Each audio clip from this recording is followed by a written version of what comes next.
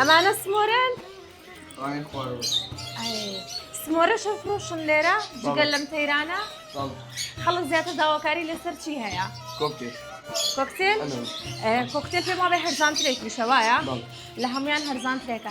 أي باش أمانة لكي وأهينن أمرنجا جوانانا أي بيرم أمانة لكي وأهينن. والله أمانة أصل لإيران واتون. لإيران وا.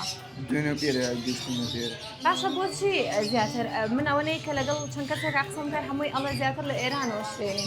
لا يخمان نية يعني بسم لا يخمان بينن باش تركنيا. بارو والله. بس شيء كمل. ليرة كم ترى؟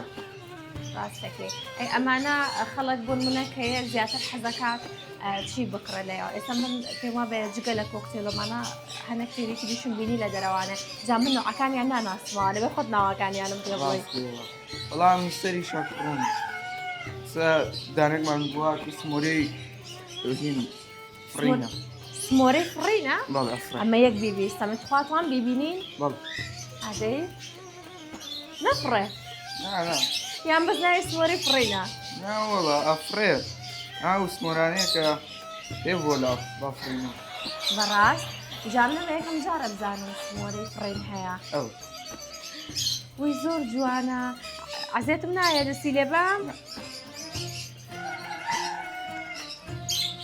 يزعل كوزي شكلكي ترسنايا يزعل إلا توين داري بيني والله يدري بينهم لاني بفر داري بيني لو أنا بفرق أما نرخي جران تريكا لسموري أساي بل بعيد ورقي أما بعيد ورقيا باشا وك ويزانين جامنا زانم أو نايتي بزور بابشينا لا يا وانا أما أنا زور أبيني مالو شو بخيري أكان مخوش محزم ليتي وبو بخيري جنبو قصكا قصشكا أما يعني أنا تاتشن كوبتل تاتشن سووني من زانم الله من تاتشن حرفي قصواني فير بيل يعني ناتشن حرفي زورة تواني أمنو عيان بل أي أمتيا هو مستعد هامسترا بل ويزور جوانا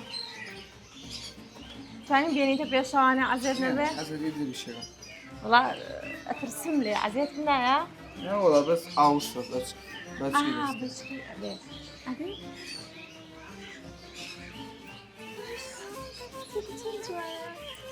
بيبان بخون بيفا كشماني آخر ما يجي أجمل بس أخبارو نعمة ميت دنياي بس كاين كان بوين موضوعي بدي أصلا جا ألين كجلا مش بلازم مش لعنات سويت تعمل هذا الطريقة ما دسوي ليش ناتك بس وزا بيزي ليك أمانة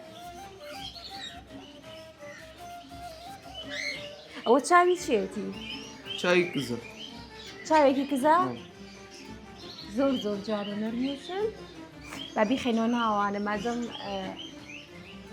بس عاجلكين